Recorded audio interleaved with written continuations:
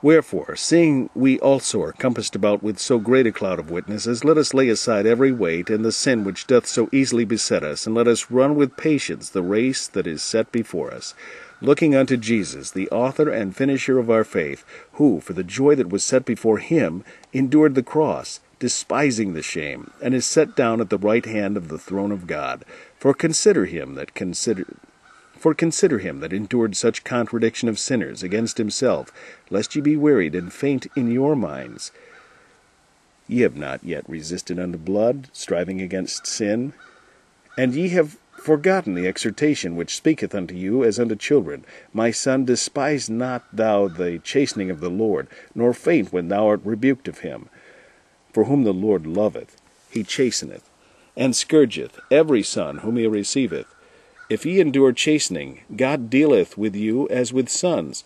For what son is he whom the Father chasteneth not?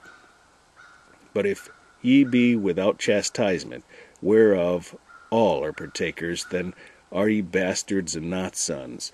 Furthermore, we have had fathers of our flesh which corrected us, and we gave them reverence. Shall we not much rather be in subjection unto the Father of spirits and live? For they, verily, for a few days chastened us after their own pleasure, but he for our profit, that we might be partakers of his holiness. Now no chastening for the present seemeth to be joyous, but grievous. Nevertheless, afterwards it yieldeth the peaceable fruit of righteousness unto them which are exercised thereby. Wherefore lift up the hands which hang down, and the feeble knees, and make straight paths for your feet, lest that which is lame be turned out of the way, but let it rather be healed. Follow peace with all men, and holiness, without which no man shall see the Lord. Looking diligently, lest any man fail of the grace of God, lest any root of bitterness springing up trouble you, and thereby many be defiled. Lest there be any fornicator or profane person, as Esau, who for one morsel of meat sold his birthright. For ye know how that afterward, when he would have inherited the blessing, he was rejected, for he found no place of repentance, though he sought it carefully with tears. For ye are not come unto the mount that might be touched, and that burned with fire, nor unto blackness, and darkness, and tempest, and the sound of a trumpet, and the voice of words, which voice they that heard entreated that the word should not be spoken to them any more, for they could not endure that which was commanded. And if so much as beast touch the mountain, it shall be stoned, or thrust through with a dart. And so terrible was the sight that Moses said, I exceedingly fear and quake.